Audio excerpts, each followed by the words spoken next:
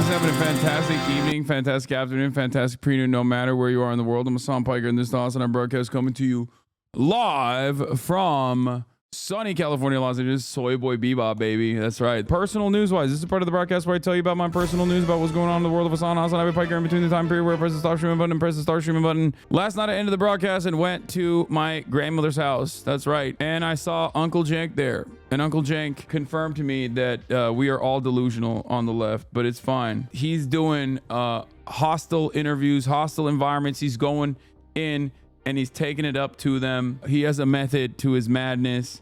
We didn't actually end up talking about crime at all. It was more so focused on how annoyed we are with the Democratic Party and things like that.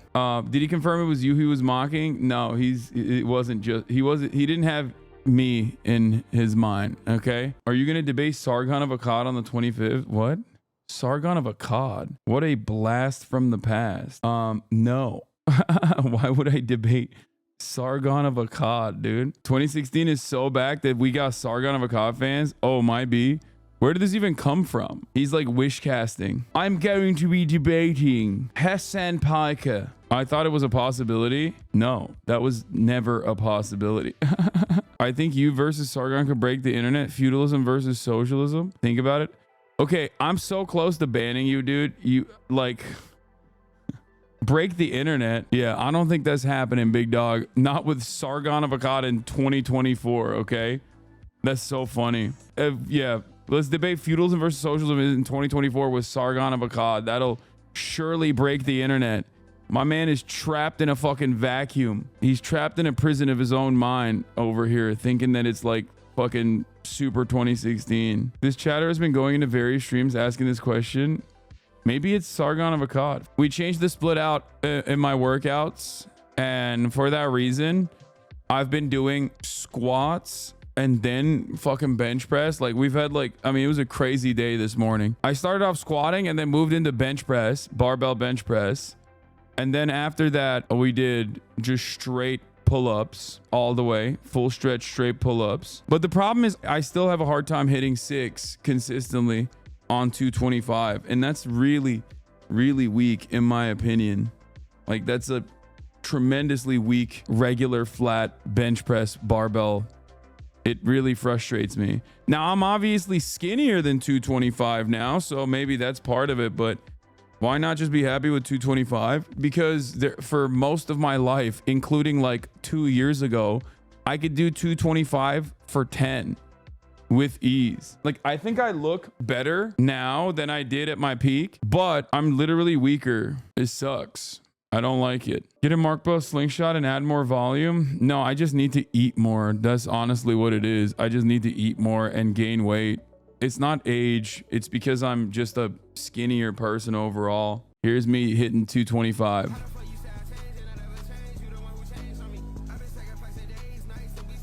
The first 5 are like pretty easy. And then after that, I just gas out. I don't know why.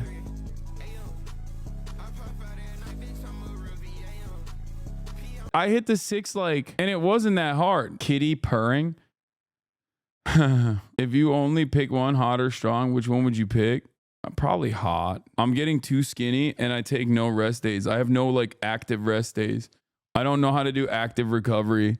Instead, I just exclusively, I go hard. I go hard on my rest days. I do crazy cardio. Maybe it's because 225 is heavy as fuck and it's super impressive. You can hit it 6 times. No, it's not a very impressive lift. If I could hit 225 for 15, I'd say that's impressive. But hitting 225 for 6 when I'm 224, I can't wait to hang out with Dr. Mike Israetel. He's going to teach me. He's going to teach me what the problem is.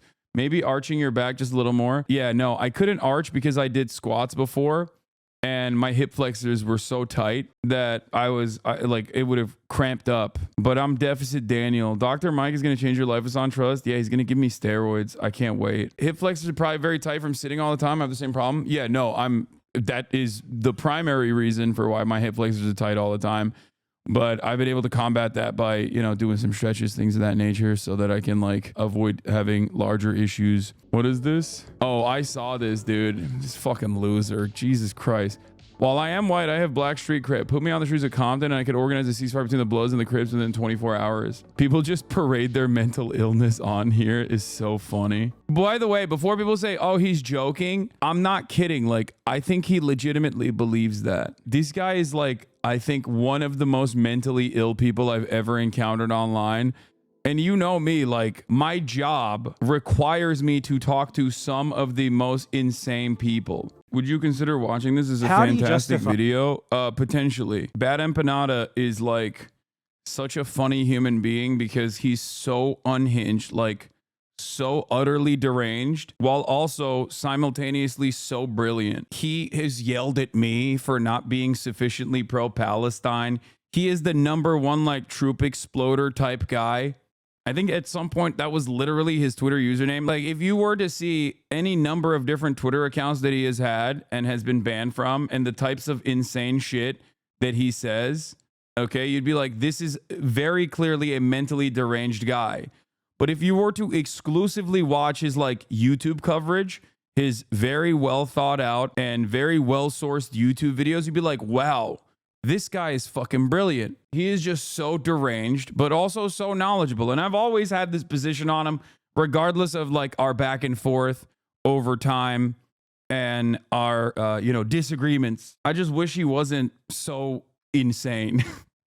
Holy shit, I've only watched his YouTube content and I didn't know about derangement. Yeah, if you only watch his YouTube content and have no idea what kind of rabid psychopathic shit that he says on like every other social media platform, you'd be like, wow, what a brilliant guy. What a well-crafted YouTube essay that is well-sourced, well-crafted, has like pretty convincing arguments. And then you see the way he tweets and you're like, that is the most insane thing I've ever heard anyone say.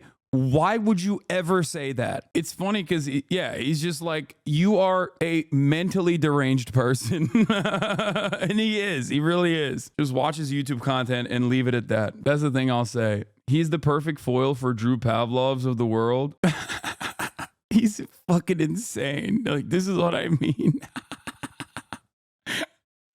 Watching Bad Empanada and Drew Pavlov is like watching Tom and Jerry. Yeah, he is an insane person. He is actually an insane person. He hates Drew Pavlov, which is understandable. I mean, many people do. Anyway, where did this Drew Pavlov guy come from? I think he's a Cypriot Greek who is like a right-wing attack dog against China and has been funded by like psychopathic billionaires in the past. He's just a cheap hatchet man for right liberal, American foreign policy positions. Like, that's it. That's his shtick. He's been arrested for making bomb threats to Chinese embassies. Yeah, he's fucking nuts, dude. Bad Empanada is Greek Australian too, by the way. So what have we learned from this? Greek Australians, mentally unwell, but can be good or can be very bad. Oh, this is the best way to explain him. Yeah, Bad Empanada on YouTube versus Bad Empanada on Twitter. Yeah, this is how he is, yes. Oh, Nicholas Fuentes is like super doxxed, apparently, and that's like crazy too. I fear that things like that are, I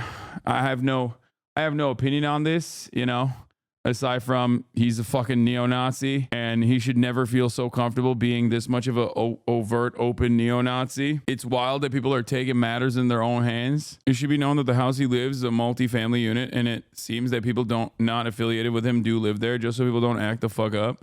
Yeah. What is this? My body's attempting to get the best of me? Joe Rogan of the left. Okay. Well, you have people like HASAN. Well, no, that's not going to work because all HASAN does is shit on the Democratic Party. Y'all fucking hear yourselves?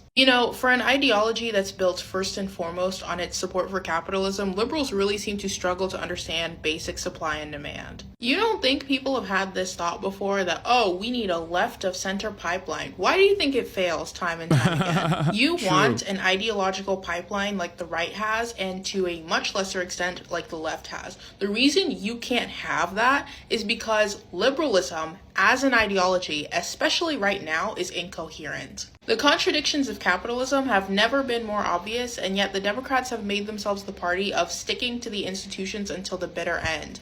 What the hell? So when you're like, oh, the Democrats just need podcast bros and that'll fix everything, that is not a priori the problem. Like, the problem is not with the messaging, it's with the message. We live in a time of several crises and a deep desire for radical change, a complete upending of the situation, and Democrats' vision for the future was $50,000 in home loans. Do you understand what the fucking problem is? Like, the reason HASAN works is because he has an ideology that can point to you the reasons as to why things suck. Democrats are only ever going to cape for the systems and try to gaslight you into believing that things don't actually suck. This is not a communications problem. This is an ideology problem. 100%. Absolutely correct. No notes. Straight up. You can't message your way out of this. You can't like unleash a million Harry Sassans upon the land and get people on board if the top of the line message is not good. Those guys are party loyalists.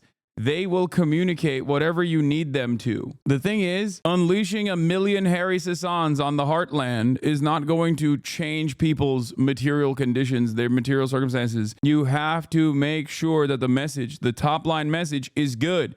If the top line message is bad, then the Harry Sassans, the loyal soldiers of the Democratic Party, are unfortunately going to be pushing a shitty message. A lot of people are reeling from this massive L that the Democratic Party took. And in that process, they're basically trying to figure out, like, do we go back to the old ways? Do we go back to the old messaging? And many people at the top are saying, yes, please, let's just do the old thing. And the only method that they have is still going right. Is crazy, is crazy, is crazy, is crazy, is crazy. They only know how to go right. So they're just trying to message their way out of this by being like, how about we do the same thing and we tack to the right and say, you know, we write out trans people completely. Democrats are realizing woke is broke. Morning Joe crew reads entire Maureen Dowd column slamming identity politics.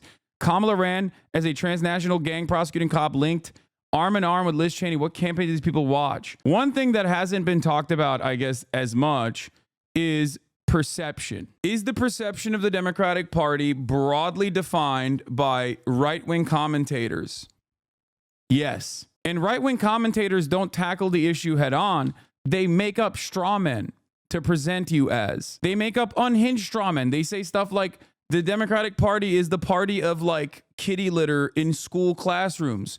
And in this current way where misinformation runs rampant and everyone is seeking out their own personal echo chambers and they don't give a shit about what the truth is, there are a shit ton of right-wing broadcasters that also echo that sentiment where they're like, yeah, you're right. The Democratic Party is the kitty litter party. So then they mistake that as the way people are, transphobic. We're too pro-trans. Like, they weren't even pro-trans at all. They never said anything about fucking trans people. The issue is, if you don't have any real material solutions to the problems that people are experiencing, they can basically write you as whatever the fuck they want to on the right, which is what they're doing. They're doing that successfully because you are rudderless. You are constantly retriangulating to a marginally less bad version of the right party. If that's what you're doing, then yeah, you have no values. You have no firm commitments to anything. You need to be a party that stands for something. If you're not, then yeah, people are going to just like make up shit about you and people are going to, and people on the ground are going to believe it.